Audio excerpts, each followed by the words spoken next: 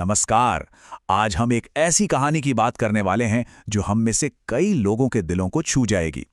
ये कहानी है उम्मीद की, इंतजार की और उस एक पल की जब हमें यह एहसास होता है कि आगे बढ़ने के लिए रोशनी कहीं बाहर से नहीं बल्कि अपने अंदर से ही जलानी पड़ती है। तो इस कहानी की शुरुआत ही इस एक लाइन से होती है जो इसके पूरे एहसास को बयां कर देती है। ये सिर्फ एक लाइन नहीं है, ये वो कसक है पास होकर भी दूर रहने की, जिससे शायद हम सब ने कभी न कभी महसूस जरूर किया है। तो चलिए कहानी के पहले हिस्से में चलते हैं। यहाँ हमारी मुलाकात किरदारों से होती है, लेकिन उससे भी ज्यादा हम उन सिंबल से जुड़ते हैं जो उनके रिश्ते की पहचान है। एक लालटेन की गर्मोशी और एक दूर के तारे की टिमटिमाती हुई उम्मीद। तो सबसे पहले मिलिए आरव से। पहली नजर में वो एक सीधा साधा लालटेन बनाने वाला लगता है जो एक धुंधले से गांव में अपनी शांत सी जिंदगी जी रहा है। लेकिन इस सादगी के पीछे एक बहुत गहरा राज छिपा है, एक रस्म जो उसकी हर रात को एक मतलब देती है। और ये कोई ऐसी वैसी रस्म नहीं थी। जरा सोचिए, हर शाम बिना एक भी दिन चूके एक अकेली लालटेन जलाकर सबसे ऊंचे पेड़ की चोटी पर टांग देना। ये सिर्फ एक काम नहीं था, ये तो किसी के लिए अटूट विश्वास और सब्र का सबसे बड़ा सबूत था। और इस रस्म के पीछे वजह थी मीरा, उसका प्यार। आरव के लिए ये सिर्फ एक लालटेन नहीं थी, नहीं, ये एक संदेश था, एक रोशनी का पुल था जो मीलों की दूरी पार करके मीरा तक पहुंचता था, उसे ये बताने के लिए कि कोई है जो हर पल उसका इंतजार कर रहा है। लेकिन जैसा कि हर कहानी में होता है, एक मोड़ आता है जहां रोशनी थोड़ी धुंधली पड़ने लगती है।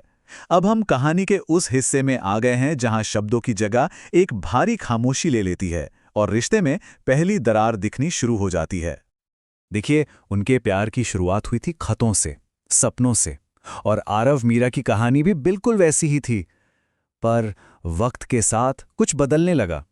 मीरा के खत छोटे होते गए, उनमें पहले जैसी बात नहीं रही।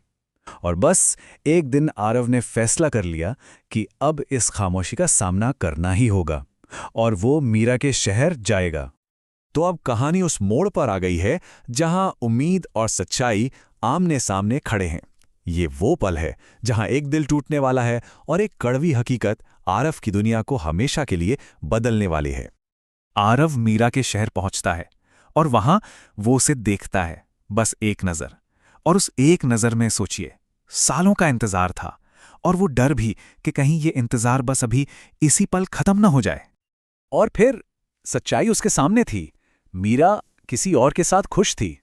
और ये लाइन, कैसे उसका तारा किसी और आकाश को चुन चुका था, बस इसमें आरव के टूटे दिल की पूरी दास्तान है।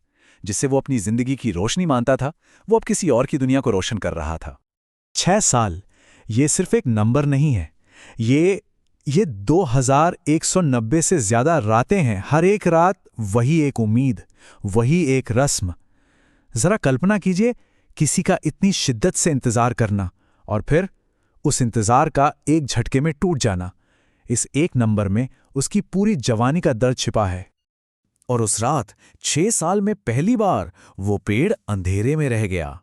उसने लालटेन नहीं जलाई, और ये कोई छोटा मोटा फैसला नहीं था। यह तो एक पूरी दुनिया को, उस उम्मीद को, उस इंतजार को अलविदा कहने जैसा था, जिस रिश्ते को उसने 6 सालों तक अपनी सांसों से सींचा था। लेकिन पता है सबसे हैरान करने वाली बात क्या थी? उस रात पेड़ के नीचे उसे सिर्फ दर्द नहीं मिला, दर्द के उस पार एक अजीब सी शांति महसूस हुई। शायद ये वो शांति होती है जो सच को पूरी तरह अपना लेने से मिलती है, जब लड़ने के लिए कुछ बाकी नहीं रहता। कहते हैं ना, जब एक कहानी खत्म होती है तभी एक नई कहानी की शुरुआत होती है। तो अब हम पहुंच गए हैं कहानी के आखिरी हिस्से में। ये आरव के बदलने की कहानी है, एक ऐसे सफर की जहां रोशनी का मतलब बदल जाता है और जिंदगी को एक नया मकसद मिलता है।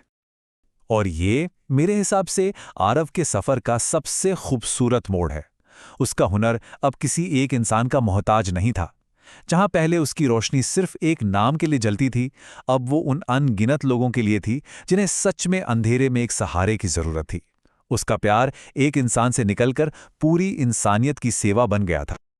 उसका प्यार अब एक निजी एहसास नहीं रहा, बल्कि एक गहरी करुणा बन चुका था। वो अब उन बच्चों के लिए लालटेन बनाता था जो अंधेरे से डरते थे, और उन मुसाफिरों के लिए जो रात में अपना रास्ता भटक जाते थे। वो दूसरों के डर और अकेलेपन में रोशनी भर रहा था। और ये उसकी नई जिंदगी की फिलॉसफी थी। अब उसका मकसद पूरी तरह निस्वार्थ था।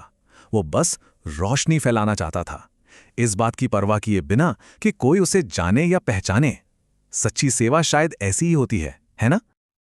और फिर कहानी के बिल्कुल अंत में वो एक आखिरी लालटेन जलाता है। लेकिन इस बार ये मीरा के लिए नहीं थी, नहीं किसी और के लिए। ये रोशनी सिर्फ उसके अपने लिए थी, अपने दर्द को सम्मान देने के लिए, खुद को माफ करने के लिए, और आखिरकार अपने साथ शांति से आगे बढ़ने का एक प्रतीक। आखिर में ये कहानी हमें इस एक सबसे बड़े सच्चाई पर लाकर छोड़ देती है कि सच्ची हीलिंग, सच्चा उपचार किसी और के आने या जाने से नहीं मिलता। वो तो हमारे अंदर से ही शुरू होता है, बिल्कुल उस लालटेन की तरह जिसकी लौ पहले भीतर जलती है और फिर बाहर की दुनिया को रोशन करती है। तो आरव की ये कहानी हम सबको इसी सवाल के साथ छोड़ जाती है। जब हमारी जिंदगी में अंधेरा हो तो क्या हम किसी दूर के तारे से रोशनी की उम्मीद करते रहें, या फिर आरव की तरह हिम्मत करके अपने लिए खुद अपनी लालटेन जलाना सीखें? इसका जवाब शायद हम सबके अंदर ही कहीं छिपा है।